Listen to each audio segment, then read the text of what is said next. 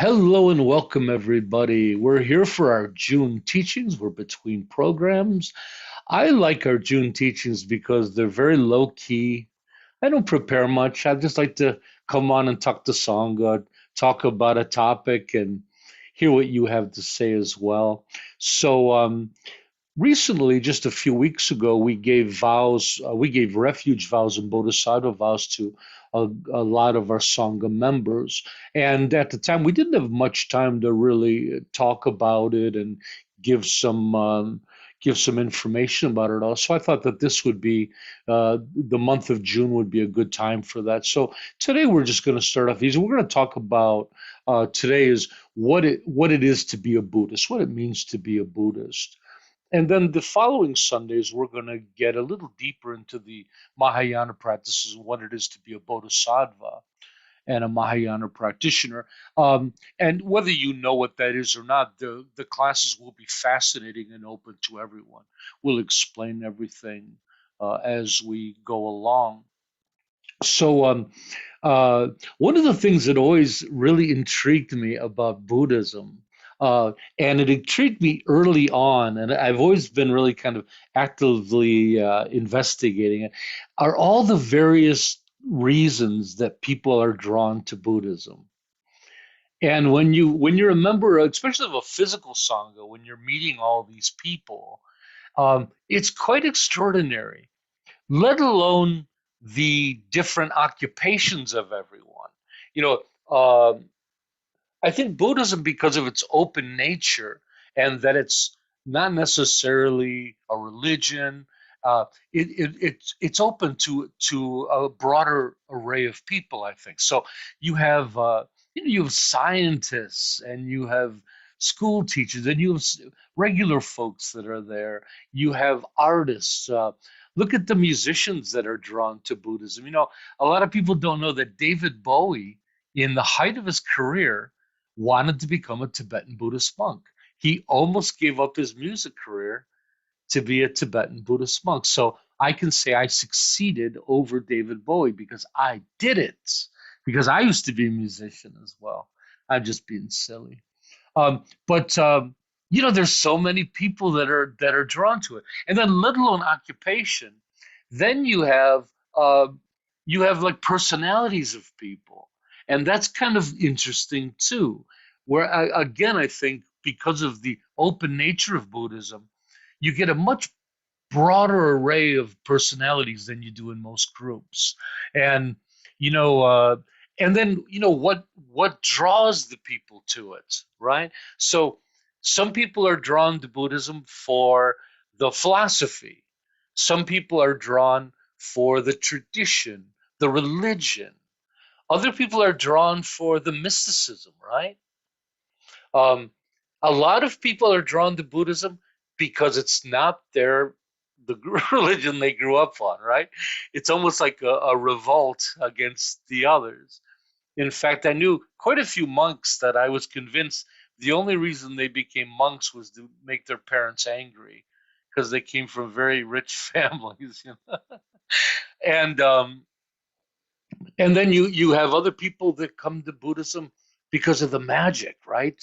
They read the stories and they want to come for that. So to me, it's quite fascinating, all the different reasons. For myself, it was philosophy that drew me to Buddhism. Um, I liked all the different aspects. Without a doubt, I liked it all.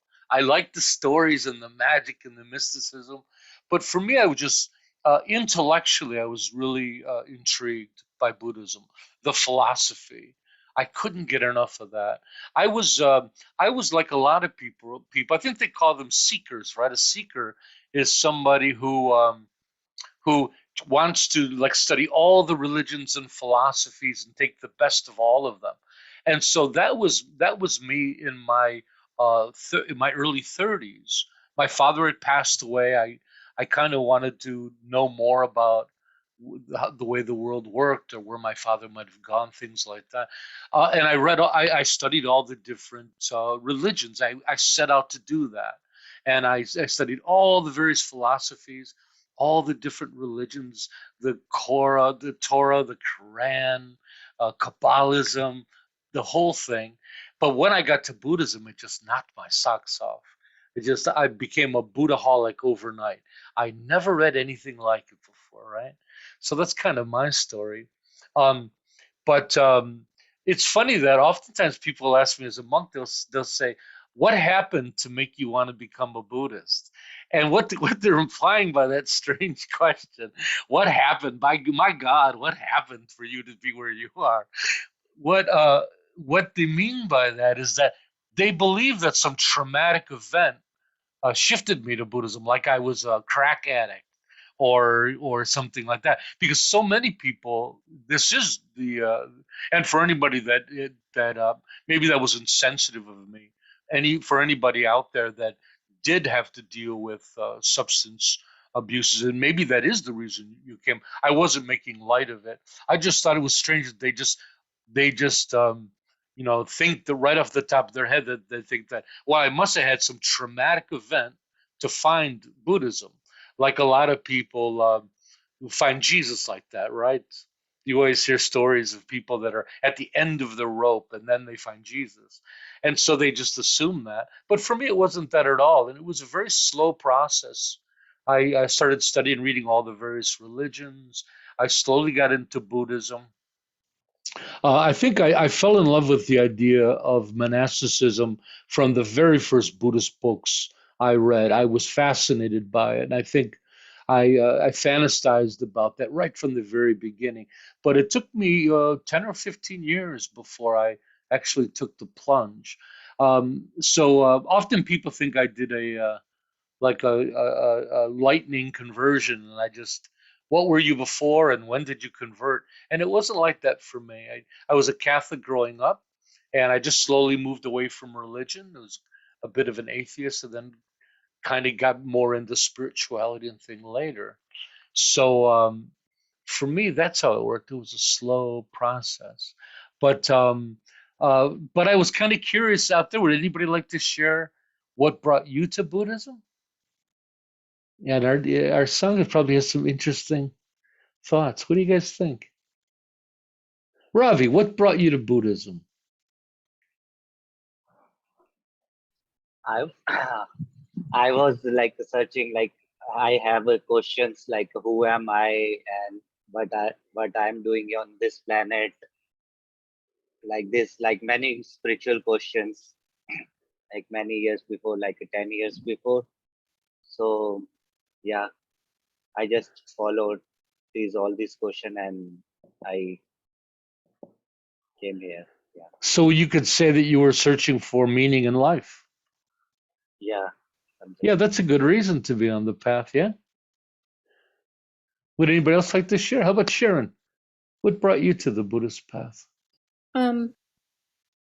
Just wanted a more peaceful life, and everything that I would read from different teachers of the Buddhist practice, it was everyday things I could bring into my everyday life that I felt like would create a sense of peace. But that was, and I had been like Ravi, I had been searching for a long time, in and out of a lot of different religions and supposedly religions. So yeah, but I just find a lot of peace within it now that I've found it. Yeah, a lot of people come to Buddhism because of that image that Buddhism has, huh? That it's this lovely, peaceful place, and they come for that peace. Yeah. Oh, that's lovely. Anybody else like to share? Miss Pema. I actually, sorry. I I hit the filing cabinet. Anyway, well, I got disillusioned with the Christian circle, and I had a lot of things going on with my kids when I lived with them. And originally, I knew Carl for years, Carl von der Hart. Some people know, some people don't. I'm afraid we need a shorter answer, Miss Pema. I'm sorry. That's okay. Anyway, started off with just meditating, came to this group, and the rest is history. I got to get the Oh, phone back. okay. Boy, good thing I said that. She couldn't have gotten the phone. And so, yeah, so it's quite fascinating. And it was the same in monasticism. Why people became monks and nuns was equally as fascinating. Oh, Michael, you have a comment? Yeah, I think because I have a psychology background, Ah, so um, it was kind of the psychological aspects of it that drew me in, and how they differed from Western thoughts about the way the mind works, um, and it's funny because Western psychology is finally starting to catch up, I think. So yeah, and the philosophy part of it as well. yeah, so we're kind of the same. I also have that. How about Keith? Yeah, I just became interested in different ways of looking at things, and I did a lot of listening to talks by Ram Dass, and Alan Watts, things like that. Oh, that's a good start. Yeah.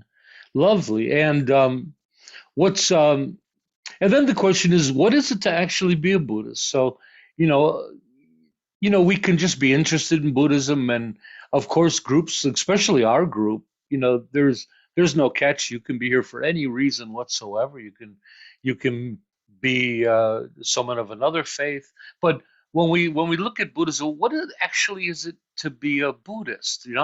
And so the question is a little bit complicated. To a traditional Buddhist, it's taking refuge, right? You're not an actual Buddhist until you make the commitment to being a Buddhist. But I think that that's a little silly. I think of it if you're a person who just reads Buddhism and you think, oh, this is like one of the better um, ideologies for coping with life, and you're going to follow it. I think that right there makes you a Buddhist, right? Isn't it up to each one of us individually, right? And then the idea we have in our Sangha, we have many people here that are identify themselves with other faiths. We have Taoists, we have Christians, we have Muslims in our group, and but they follow the Buddhist path. So then, does that make us not a Buddhist because we have other faiths? So I think the traditional view of Buddhists is really outdated. I think that this is a much more complex question, that Buddhism can be married to any ideology. So I think no one can claim who is or isn't a Buddhist. I think it has to be the individual themselves. And in a sense, simply saying I identify more with Buddhism than anything else. So I can be a Christian and have a belief in God and also follow the Buddhist path. But I think if I follow the Christian side just a little more, then I call myself a Christian. If I follow the Buddhist side a little bit more, I would call myself a Buddhist. So I think that it's up to each one of us individually. It's interesting in my travels around the world, every Buddhist country through Asia, the Buddhism is always mixed with another religion. Um, of course, the monks don't as much do it as the lay people do, but there's always a indigenous religion that's present. And what's interesting is that for most of the countries they do the same thing. They talk about Buddhism is all about your death and dying well, right? But your day to day, they do their shamanic insist their shamanic kind of practices. And when I was in Sri Lanka, when I was throughout Thailand, Cambodia, even in Japan, they have the Shinto, and they mix them with those. So you have your everyday kind of religion, and you have your Buddhist. Now, no one would deny that all of those people are Buddhists, even a traditional Buddhist would. And so they all kind of do that as well. I just brought that up as an interesting point. But what's interesting is even the different traditions kind of have a different take on what it is to be a Buddhist. For the Theravada, who are kind of the the preservists of the groups, right? They're so focused on preserving the Buddha's teachings, and and especially the monastics of preserving a culture and tradition uh, that has been unchanged for thousands of years. So, for many of my Theravada monk friends, they would say they became monks to be a part of this ancient tradition that hasn't changed for 2,600 years. I often tease them and I call them bronze-aged Buddhists because the forest tradition, they really live just like the Buddha did in his day. They follow the same rules and they're very strict about it. So for the Theravada, that's it. It seems like Buddhism is about tradition and culture. But in my opinion, maybe doesn't that also mean it's a bit more about the past? Yeah. Where for me, I think secular Buddhism is much more focused on living Dharma. That's just my opinion. I might not be right, but it's food for thought. And then you have the Mahayanists, right? Which is well, let's break that up. We have Tibetan Buddhism, which, in my opinion, is one of the most religious of all the Buddhist groups, right?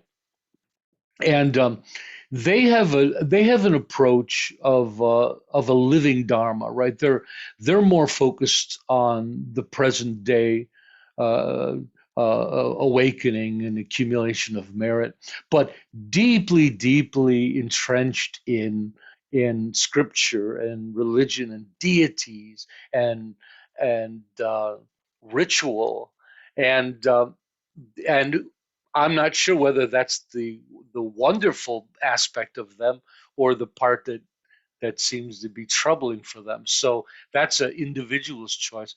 Then we have the Zen tradition from the West, who kind of revolted against the intellectual Mahayana of India, and they have a very spacious approach to the teachings and what it is. And I think the Zen are the practitioners there seem to be really focused on awakening.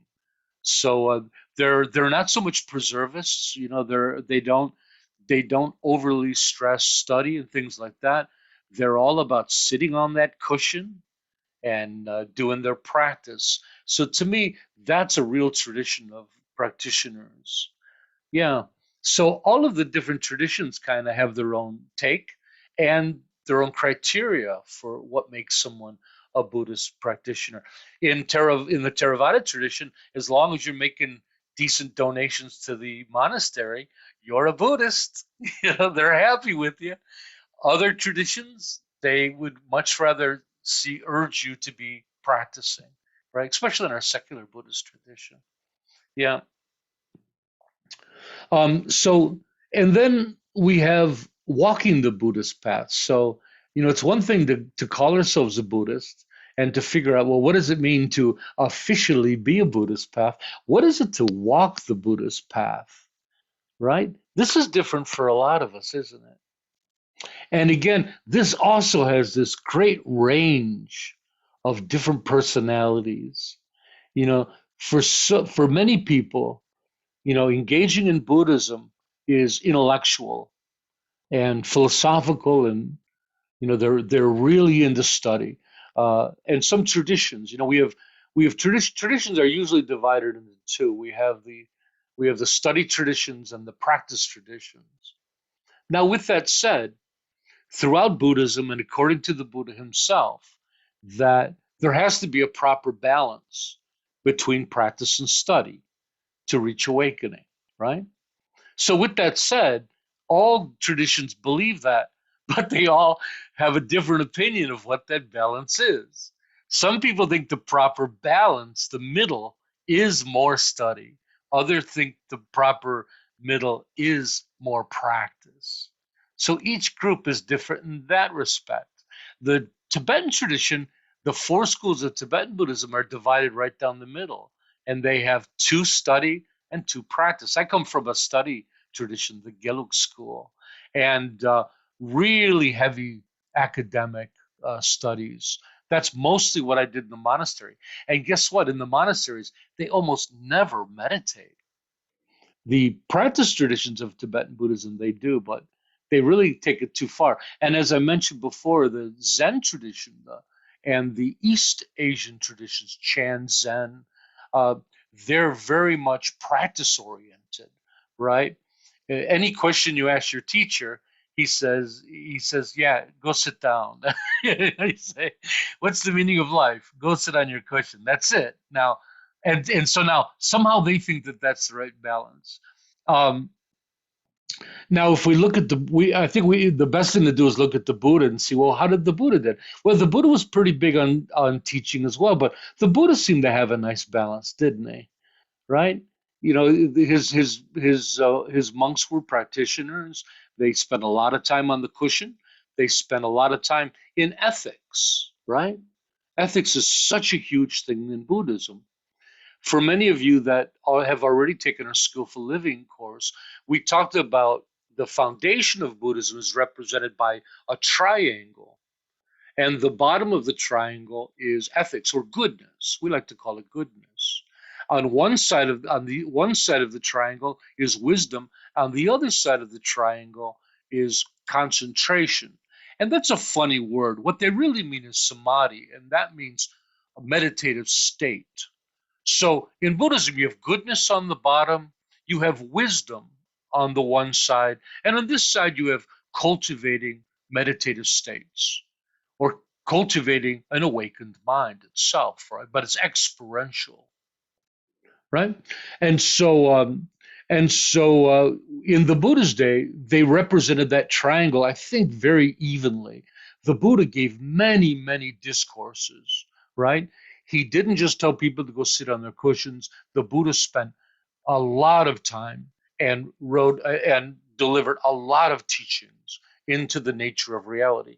Some traditions believe that if you just practice and you just ask the same questions that the Buddha did, you'll arrive at the same place.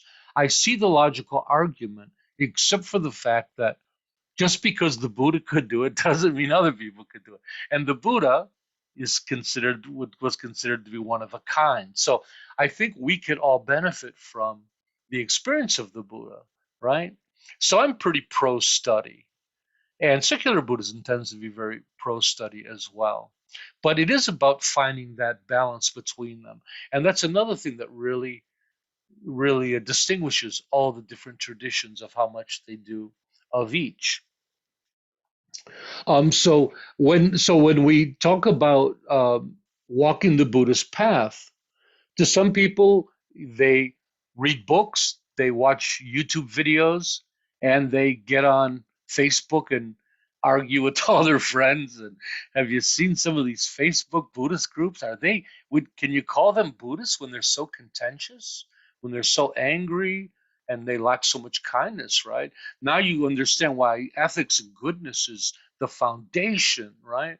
So for SPT, the very foundation and the first thing we do as practitioners, and our first training as we take refuge, is goodness.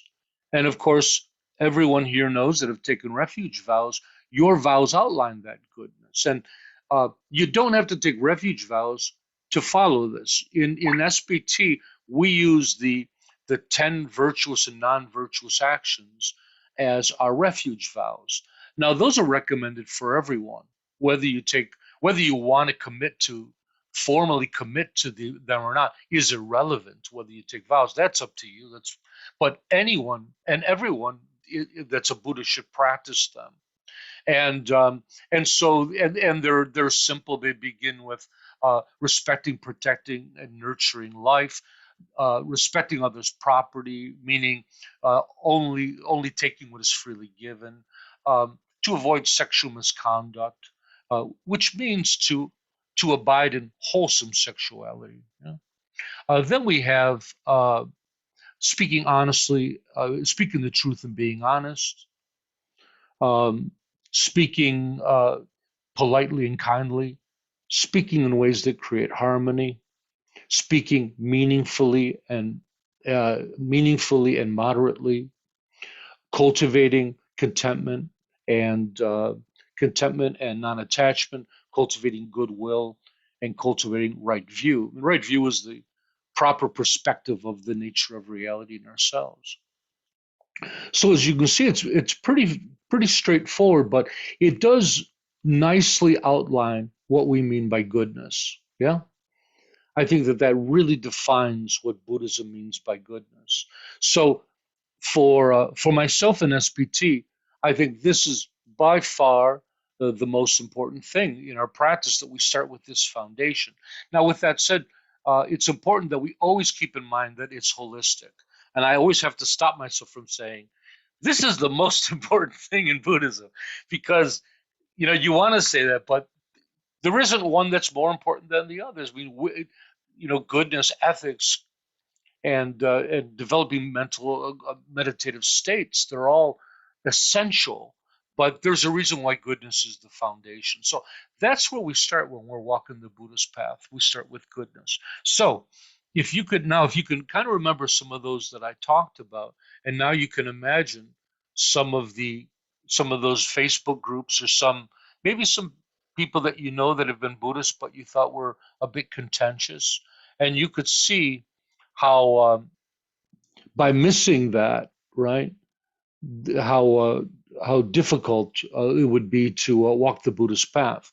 So the very first aspect in Buddhism and the path is this idea of goodness and kindness, right? And you notice that 4 of them are related to speech. So in SPT, we like to make it easy and put them together with the 4 expressions of goodness, which is soft and beautiful thought, soft and beautiful speech, soft and beautiful behavior, soft and beautiful action. I'm often asked, what's the difference between behavior and action? Action is the things we do, generally intentionally, right, our volitional actions. But behavior is different. Behavior is the way we carry ourselves, right? And it also relates to non-action and reaction. So behavior is how we carry ourselves, how we react to things, and then action is those volitional, intentional things that we do in life.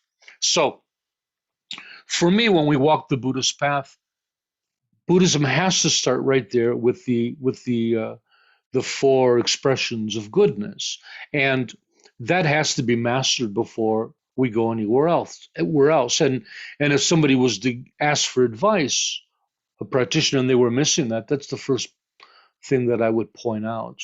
I would say, well, I think you really need to go back and work in this. Once you have that, once you've habituated that goodness, then you can dig into some real practice, right? But our lives have to begin there. Being kind, being friendly, being decent, being a good person, being responsible, mature, honest. This is what it means to be a Buddhist, right? It's simple.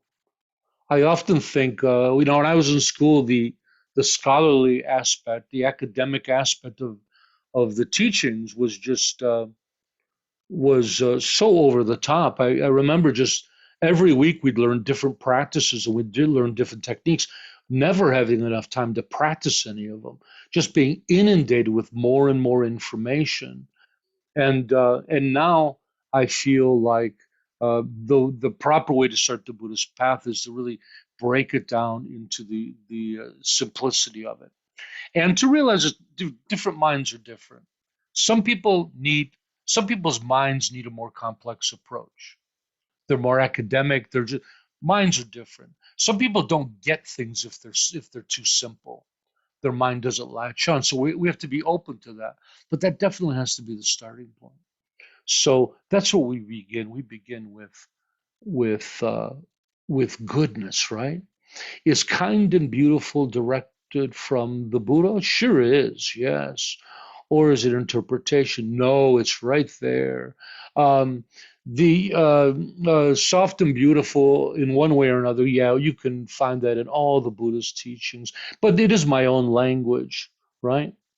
I noticed that a refuge vow say nothing about the consumption of alcohol. No, because they're not meant for monastics, and taking other drugs that could cloud the mind. Is there a reason for this? Monastics are given those vows. So refuge vows are meant for lay people, for everyone. It's the starting point for everyone. And the idea is that it's a lighter commitment. And then as you progress and you wish to progress faster and you wish to actualize your aims sooner, you can take on other vows to deepen your practice, to challenge yourself more. Right? Bodhisattva vows would be next. Bodhisattva vows also don't mention intoxicants. Right? They get more into intention and again, being, how you are, behavior, how you are in the world. Refuge vows and bodhisattva vows are directly related to awakened behavior. You're mimicking an awakened being, and they're aspirational. So we do the best we can. For when we first take them, it's nearly impossible to not break them. But they're aspirational. We move towards them. But then for monks and nuns, the Buddha was very clear that we have no intoxicants of any kind. Oh, so that's walking the Buddhist path. And then we have this idea of practice, or study, practice, and training. So we've talked about this before. Study is reading books, watching some YouTube videos. I think all of us probably entered Buddhism in that way. And then once you find some interest in it, you might want to actually do some practices, which I think right away people would get into meditation, mindfulness, and there's other practices. There's mind training. There's various practices, breath work, things like that. But then when a person becomes serious, they may want to begin their training. And training is the point where you commit to practice and study with vows. And so, you can train on your own again, especially in secular Buddhism, no problem. A traditional teacher, if you weren't taking vows, he would only let you go so far. It's kind of like they want you to commit to see if you're serious about your training, and that you're not going to quit, that you're going to, if he's going to teach you, he's going to take the time to teach you, you're going to embody those teachings and you're going to follow them. So I think that there's that idea of commitment for the teacher's sake. I don't have it. I don't care about that.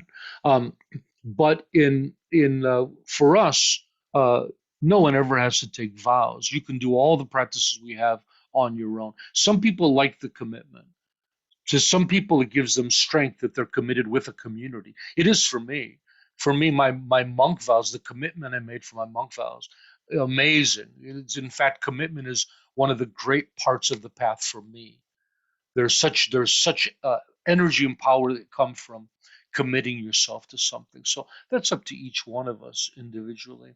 But at a certain point, when you become really serious about your practice, you might want to get into training, and that point, your first training would be refuge vows. You take the vow to do your best to uphold them, and then you move on the Bodhisattva vows, which anyone can take. And then after that, you'd move into monastic vows. Um, so when we talk about Buddhism, there's often a lot of discussion of whether what exactly is it as an ideology? Is it a religion? Is it a philosophy? Everybody has a different view. Would anybody like to share their view? What's Buddhism to you? What do you think? It's not a trick question, though I know the answer. I got one up on all of you. What do you guys think? It's a way to hack the brain. Oh, I like that, Marlies. Yeah, hacking into the brain. And maybe we could say gain mastery over the mind. That's kind of the Buddhist way of saying hack the brain. Yeah. Ravi? Yeah, for me, it's a path. It's a path to, like, a practical path for me to better my life living. wonderfully. Beautiful. And Darcy says it's a way to get direction on living and helping others. And these are all right. Anybody else like to join in? We're doing a little participation today. Because I watched the recordings and Tenzin Tharpa talks too much. What do you think, Dylan? I want to hear from you. It's a comprehensive path for ending suffering for yourself and others. Oh, I think you read that out of a book. He's cheating. I'm teasing, Dylan. That was a beautiful. No, that's beautiful. Yeah. Anybody else? How about the birthday girl? What does Yoli think? I actually agree with Dylan that for me at this point in my life is to suffer less and to try to help others recognize, or help them in some way or another, relieve that suffering. Because I think that is my goal, is not to suffer. And not to suffer means to understand the way my mind works.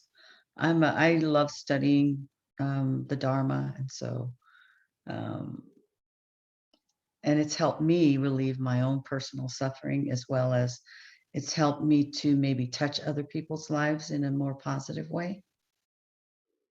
Oh, that's lovely. I want you to not suffer as well. Anybody else? Keith has mentioned in the chat, it's about seeing reality as it is. Yeah, the true nature. And I would say awakening. Leave it to me to give the shortest answer. And what is awakening? It's to be freed of our suffering, to wake up to our mind encapsulates everybody else's answers. It's like the price is right. Price is right when somebody says $1 at the end. That's me. What do you think, Neil?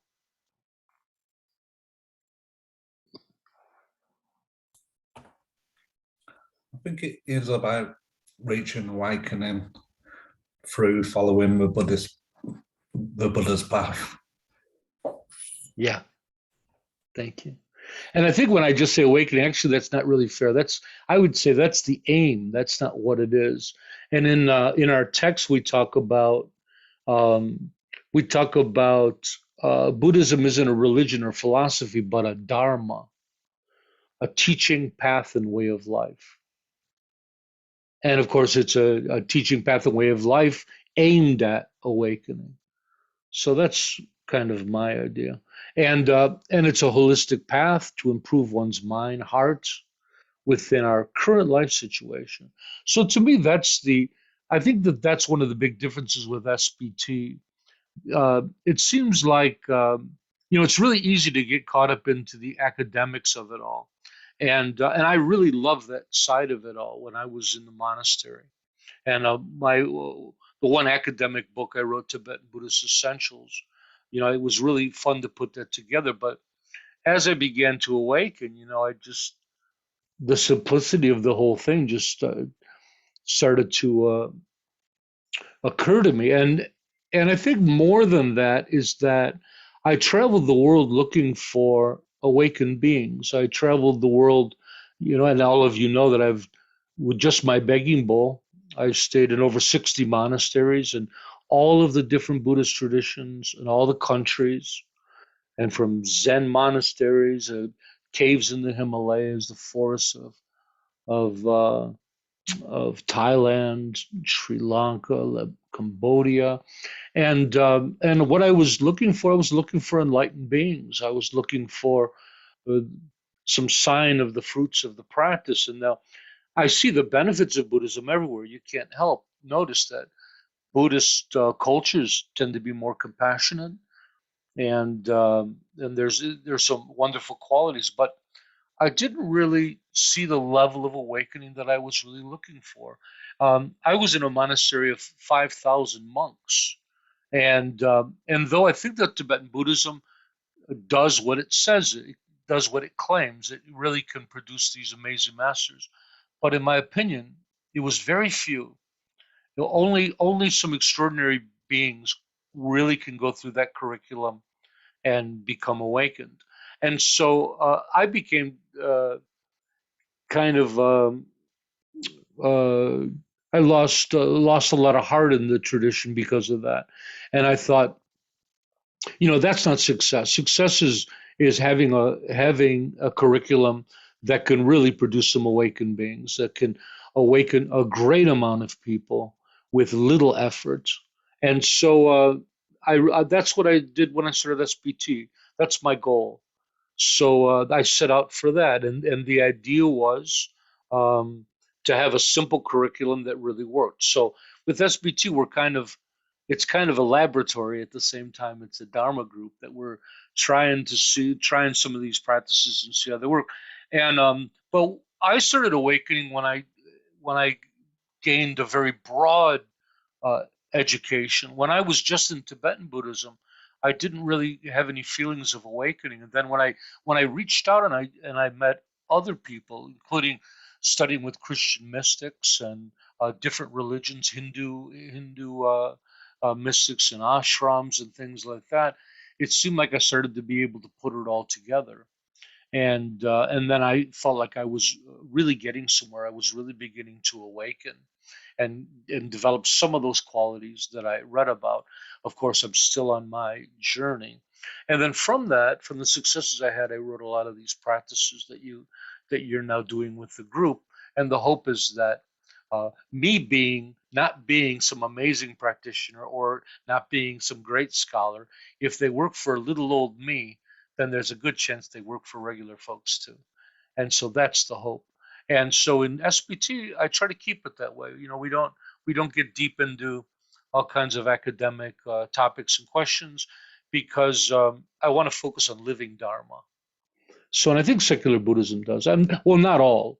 You look at Stephen Batchelor's group, and they're very strongly academic. But I like to focus on living Dharma. What do we need today to awaken, right? What do I need today to become a wiser, kinder person? Yeah. So that's the goal here of in SPT. And of course, everything we're doing, we're in Buddhism is aimed at one thing, which is right view. And right view is the correct perspective of life. Perspective is the way you see yourself, your reality, your relationship to reality, your relationship to your environment, having the proper understanding of that, the right perspective of that. This is right view. Figuring out who and what you are, how life works, how to engage properly with your environment. And through that knowledge, guess what? Life becomes easier. Boy, that's not brain surgery, is it? Right? When we understand something, we can manage it, right? So it's very simple. That's what it is. So often Buddhism likes to talk about wisdom, wisdom, wisdom. I like the word understanding because wisdom seems oftentimes like some special knowledge only known by the greats living up on their mountaintops. Where to me, what I learned from Buddhism is more like understanding. It's everyday knowledge of how I work in the world. It's very down to earth for me. Okay, I'm going on too much here. So the other thing about let's talk about choosing a tradition. So this is an interesting thing. Many of us have started in Buddhism in different places. I started in Zen just because it was a Zen temple in the city that I lived in. There were no other Buddhism around anywhere.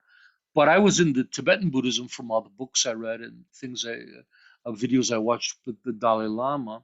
But I've made my way through quite a few different ones, and I spent a lot of time studying Theravada. I've been a member of three of the four Tibetan Buddhist schools, and so oftentimes people coming into Buddhism are perplexed by the choices. And how do you pick one, right? You could spend a whole lifetime studying each one of them and not know the answer to the question. So oftentimes, what you just have to do is you have to follow your heart.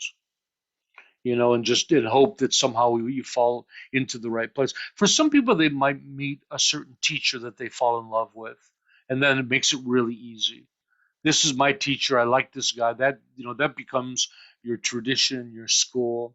For other people, it's a little bit more tricky. And this is another thing that secular Buddhism offers, is that secular Buddhism, like ourselves, though, I like to think that we're based on a Tibetan tradition. We're open to all traditions. And in a sense, you don't have to pick a tradition to be a secular Buddhist. In fact, we favor agnosticism. And so, in so many ways, uh, not choosing is often the best choice. To be open to them all, to be open to the wisdom of all of them. So I like that aspect of secular Buddhism, that there isn't. The other traditions have a big thing about, you have to commit to our tradition and nobody else's. In the monastery, they'd get angry if I gave a donation to another house group, even within the same monastery. They said, no, no, no, you take care of this one. They were, it was kind of strange, right? And if they heard that you were studying another tradition, that wasn't a good thing. In fact, Mahayanists, in their vows, they have a vow that they will not fall down into the lower vehicles of the Theravada. Oh, eclectic pagans. Yeah, we're eclectic Buddhists. Um, and so that also brings up the question of, well, what's the pure? Is there one tradition that's the most pure of them all? And of course, each tradition will raise their hand and say, "Yes, mine." Right? The Theravada believes that theirs is the oldest and the more proper. The Mahayanists believe that they have secret teachings that the Buddha taught to only the greatest students, and they follow those. Tantric Buddhism also believe that they're the only ones to receive the highest of all Buddhist teachings. Very special teachings only they receive. Everybody else is kind of like in Buddhist elementary school. Yeah. And then even when you get into schools, when you're in Tibetan Buddhism, the Nyingma think that they're the best. The Gelug think they're the most intellectual, the most correct. And it even comes down to just teachers. So, but the fact is, there is no one pure Buddhism, right? To entertain that question is to not understand Buddhism, because from the very beginning, Buddhism has always been changing, and by definition, it should. Buddhism is open to Buddhism embraces change, and so even the Theravada tradition, who think that they're holding the purest of the ancient Buddhist traditions, they didn't come around. They weren't formed until something like 500, 400 years after the Buddha passed. So all of the traditions have changed from that. Every tradition moving into a different country takes on the values or the customs of that country and makes Buddhism applicable to their culture. And this was the Buddha's advice. The Buddha told his monks, he sent monks out in the early days to the world, and he said, teach the Buddhism, teach the Dharma in any way you see fit, in any language that benefits people. So the Buddha himself gives that advice. And that's the job of the teacher, to skillfully transmit the Dharma in a useful fashion to people. So I follow that, and that's why we don't do Tibetan terminology and Sanskrit and Pali. I think it just complicates everything, yeah. So I don't believe that there's any one pure tradition. It just doesn't exist. Even within the same monastery, you have teachers that disagree.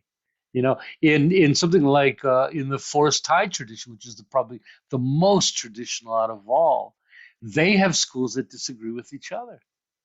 Ajahn Chah's group is considered to be a little too progressive for some, and yeah, even they can't decide on that, right? Okay.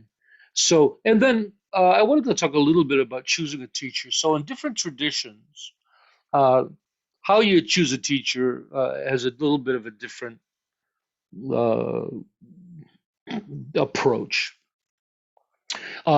In the Theravada tradition, it's pretty straightforward. Your teacher is a monk, and you venerate your teacher very highly. You know, they treat monks and teachers just like gods in Thailand. It's quite a place to visit if you're a monk. Yeah, it's good. The Tibetan tradition is not that way. The Zen tradition teachers can be very aloof, not saying much, just hitting you with the stick and telling you to sit back on your cushion. Excuse me. The Tibetan tradition has one of the strongest affinities to teacher and guru. And the idea is in the Tibetan tradition, especially in Tantra, that they claim that enlightenment is not even possible without the teacher themselves. So they put the teacher on such a pedestal. This has led to a lot of problems in the West, as maybe some of you have seen on the news. Let me have a drink of water. Uh, all the different religions seem to have a great deal of the same institutional problems. You know, problems with um, with money, and there's been sexual abuse in a lot of the different groups, and of course, Buddhism is no different. Those same stories are there, but it seems like Buddhism has done uh, uh, hasn't been affected as much, but it is there, and and in Tibetan Buddhism, one of the real problems is that there's so much focus on just devoting your whole life to the guru, to the point where anything that if especially if you're in Tantra, anything that the teacher says you have to do, anything. And then, so as you can imagine, that's problematic. And then you're not sure if the teacher's telling you to do something bad, he's testing you and you're going to do it or whatever. But nevertheless, this is something that I wanted to move away from.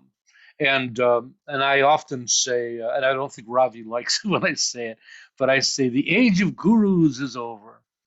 I think in Hinduism they have a healthier idea of the guru, just seeing it as teacher.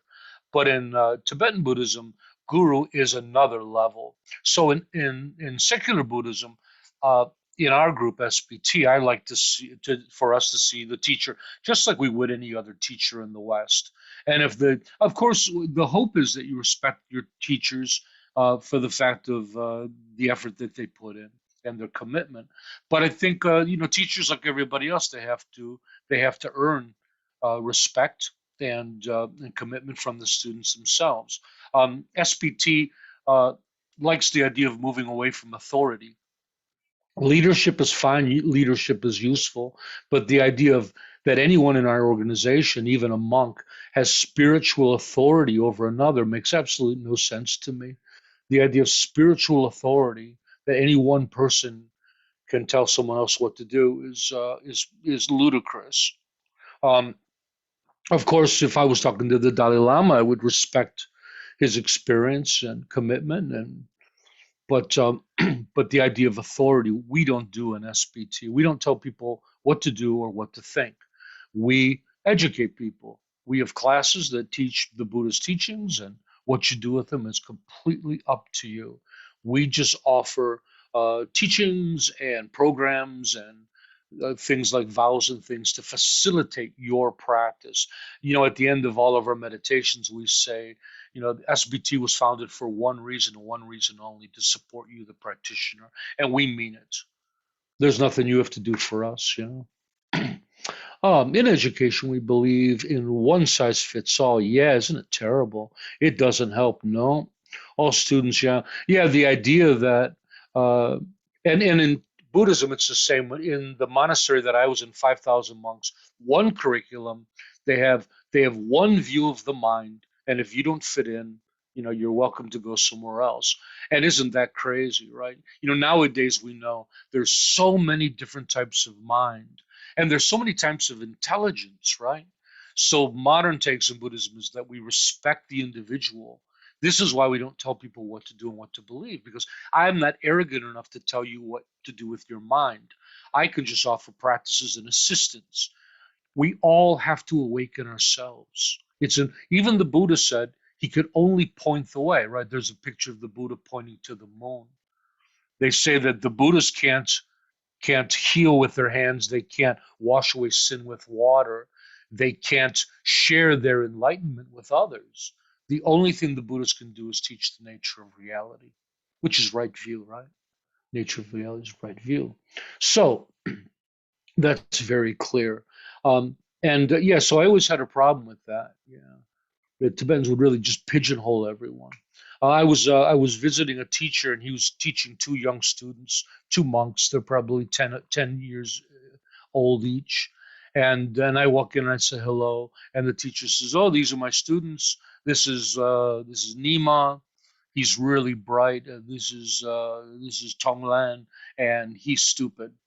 And the boy just looks up at me like, yeah, that's me. 10 years old. He's already pigeonholed for life as being stupid. And so I saw a lot of these things, and I thought, this isn't my idea of awakening. And I thought, maybe we can do a little better. Lastly, I'd like to talk, I'd like to share the guidelines for choosing a suitable teacher. And I'm going to have to make sure that I hold up to these values. This is the Dalai Lama likes to give this guideline. So a suitable teacher, they have tamed their mind and appear to be emotionally stable and clear-headed. They possess a good knowledge of the scriptures. They possess proper ethical behavior. They uphold the principles within the teachings. They possess an appreciation, loyalty, and conviction towards the teachings. They work diligently to benefit others, sharing dharma and increasing others' happiness. That's quite lovely, isn't it? And then he goes on to say, the only qualification of a Buddhist teacher that matters is the benefit to the student. Their development of realization and their personal transformation. All titles, certificates, lineages, and presumed attainments are irrelevant if the teacher's students do not progress. Isn't that lovely? So oftentimes when I think to myself, well, how am I doing? I always look to you guys. I always look to this wonderful song, and I think, man, I got to be doing something right. I have the most lovely, beautiful, kind Sangha in the whole wide world. Anyways, that's about all I wanted to share with everybody. Does anybody want to share any thoughts? I know Donna's been holding all her questions. She's got them all listed down.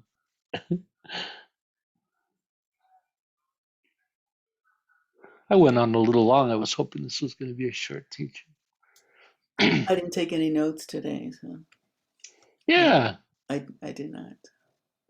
Oh, it was an informal class today. No, it Keith. was fascinating. Oh, Thank you. Donna. Oh, thank you. Saying it was fascinating. Oh, yeah. Thank I you. think it's important for people to engage Buddhism in the right way, right? Yeah. So, it's just, man, first things first, goodness, man. And don't rush it. Stay on goodness for a long time, man. Man, just embody goodness, see it in everything you do. Soft and beautiful speech, thought or mind, speech, behavior, action. That can be your practice for a long time, boy. That'll change your life. Keith. Somebody might want to help me with this quote, or maybe post it in chat, or I'll post it if I can find it. But about education, there is a saying that supposedly Einstein said, but I don't think it's actually his. About the fish being told he's stupid because he can't climb a tree. So anyway, just a thought in terms of, the way we can approach education. Yeah, respecting the different types of minds. That's something that a teacher really has to accept and embrace when they get into teaching. And it stops people from telling others what to do. If you notice, I don't think I ever do. I really try not to. I give information for people, and I support people in their own choices.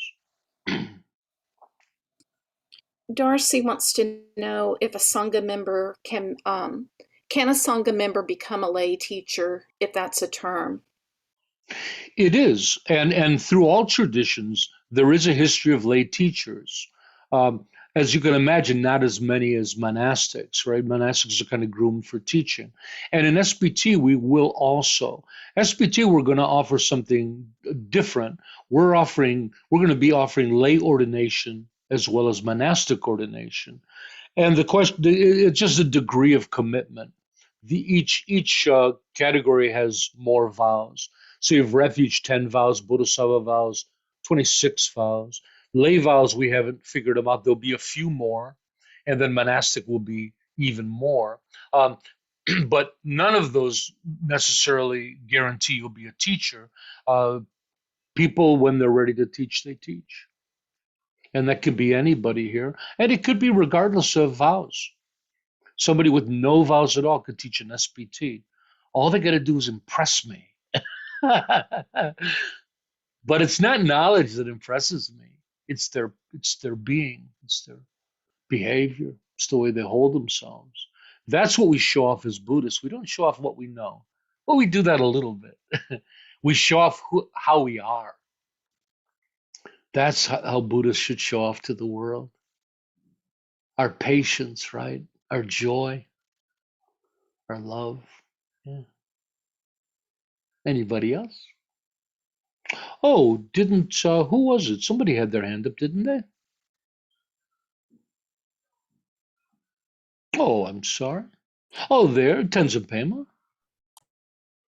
Yeah, I just wanted to say, the one thing, it's not really, too important, but for me, it's funny how, like most religions, you gotta be a part of, because, salvation, whatever. And it's pretty cool that secular Buddhism, in your class, it's like, it's your choice. You know what I mean? Like you decide, it's all a matter of you and what you feel and what you experience. And should it be any other way? Isn't that true, huh? Yeah, they got the good tools. They got the big stick. Listen to me or you're going to hell. Boy, that'd be an easy one to swing around, wouldn't it? If you don't make a donation today, you're all going to hell. Tibetan Buddhism has it too. Buddhism has it. They threaten hell a lot, especially in Tantra. If you tell the secrets that you're taught, there's a special hell for you if you're a tantric practitioner sharing secrets. So yeah, but I don't believe in heaven and hell. That seems pretty. I think it's just a carrot and a stick. So we have the carrot, or let's say the strawberry cream pie, something a little tastier than a carrot, which is just our happiness in our lives, right? And we have no stick. Yeah. Donna. I certainly agree that it's nice. It's very nice to be here because I don't have to be. And I don't have to be here. So, I want to be here because I don't have to be. Well, you have to be here because I'll be sad if you don't. No. You'll understand, but I want to be here. Guilt is the only stick I have. That's where I used to be. Yeah. Stick. Oh, well said. It's interesting to hear that Buddhism also has these little sects, these little compartments of you must do this. Yeah. I never really thought of it that way. Lots of dogma. And, and though they say, everything is to be investigated, but you're expected to come to their answer. They want you to examine it, but then, you're supposed to come to that answer or be quiet. So, yeah, I think there's still a lot of dogma there. Mm-hmm. Yeah. And, what the mind needs is freedom. The mind needs joy to awaken. That rigidity, I think that's what was always getting in the way of my awakening. There was so much rigidity in my path for 13 years or something. Just everything was rigid. What practices I had commitments that I had to say every day, or I might go to hell. you know, and even if I was sick, I was supposed to say them or record them so I could play them. And I just at one point I just threw the whole thing out the window. I said, and it wasn't that I didn't believe it or I had anything against it. I just threw it out the window and said, I'm just not doing that. It's wonderful. I'm not making a judgment about it. I'm sure the whole thing works for people. I'm just deciding I don't want to do it. And so I started to build something else. And when I traveled the world, I was trying to look for a new home. I was thinking, well, maybe I could join the Theravada tradition or the Chan or the Zen, and I traveled over 60 monasteries, and I just couldn't find a home anywhere. And then I thought, well, I guess I'm going to have to make one for myself. And I bet there's a lot of other people that would like to join me, that they can't find homes in all those other ones as well. So that's how SPT started. A free place, right? SPT is a free place for everyone. Any other questions before we? What do you think of Savasta Ayabi? Well, lovely. I think Pema Chodron is a lovely teacher, and I probably don't know enough about her current work to give some kind of a strong review of it. The tradition she's in is quite traditional. I think she's progressive for that. I was a member of the tradition, the Karmakaju tradition that she's in. I was a member of that for many years, and it's also very dogmatic. I know that she's very progressive. So it's just a question of on that spectrum of where teachers are, because like the Dalai Lama himself is very progressive and other teachers aren't. FPMT, the Foundation for the Preservation of Mahayana Teachings, which is one of the biggest of the Tibetan Buddhist traditions, they're very traditional. So each one of them, each teacher, you got to find the right place on that spectrum. And I represent a place on that spectrum as well. I'm not as secular as Stephen Batchelor, but I'm much more progressive than others. So we all have a place, and every group you're going to join, you'll find that's true. And sometimes it changes. Oh, what do you think? We've done enough gabbing. Did we have a nice Sunday? It was a pleasure talking about all of this with everybody. I hope it motivates everybody. And again, for myself, when I break things down to a simple base, it's easier for me to practice, and the results are attainable. And so, every day, the first things I think about as soon as I open my mind, and I mean as soon as I open my mind, I've trained myself, I think of goodness, beauty, and joy. I call it the three pillars of SPT, right? That's the first thing that my mind goes to in the morning. And then that's the direction, the compass, the guiding light for my day every day. Embracing goodness, beauty, and joy. And beauty is, as far as I really mean not just aesthetic beauty like paintings and things, but the beauty of friendship, the beauty of Sangha. Look what a bunch of beautiful people you are. The beauty of existence, the beauty of compassion, of family. Yeah, and then joy. Oh, hey, with that said, why don't we end today's teaching with our altruistic prayer? May all be healthy, may all be prosperous, may all be well, may all be present, free of past regret and future worry. May all abide in constant appreciation, which is a source of great joy and contentment. May all realize their true nature and the true nature of reality, which is awakening, which is also right view, realizing our true nature and the true nature of reality. And so we have an easy week for Tenzin Tharpa. I'm not doing anything till next Sunday. We have our daily teachings going on, and we have all our new instructors leading the meditation. So it's fun watching them make mistakes. You should come. It's just I'm teasing. I'm teasing. They're perfect. They don't make mistakes. But please come. We're doing different meditations every day. We did a sound meditation today, and so it's quite interesting. We do that at 1600 UTC every day. Oh, last thing. Guess what next Sunday is? It's our day of observance, right? This is a day started by the Buddha, one day a month, that everybody focuses on their practice, focuses on study, practice, and Sangha. It's a day that the lay community would all go to the temple to receive teachings and to meditate and things like that. So we facilitate it by offering an online retreat where you can come and practice with us. It's fun and easy. We do some meditations, we do some teachings, we do some Sangha chats where we can all talk. You don't have to participate in the whole event. You can come and to just parts. You can pop in. It's just an open Sunday for everyone. Our regular Sunday teaching will be held just like this one was.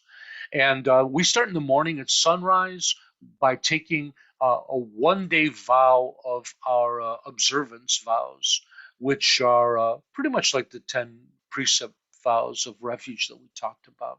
You can read more about that on the website, and I'll do some postings of those.